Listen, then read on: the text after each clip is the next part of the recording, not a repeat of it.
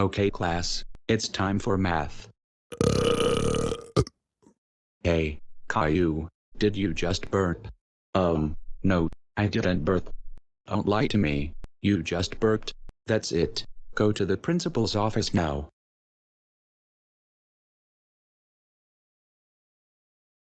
So Caillou, why are you here? I burped in class.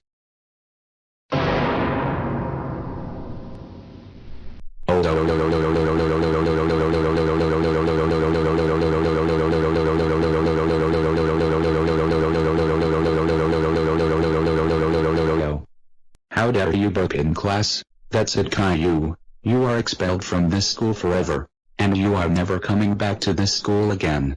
Go home now. What?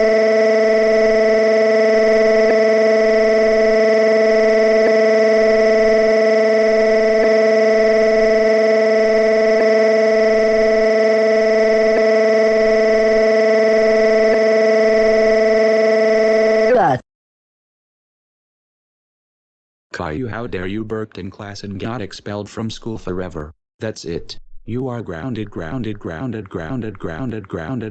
forever. Caillou is right. You are grounded forever. Now go to bed now.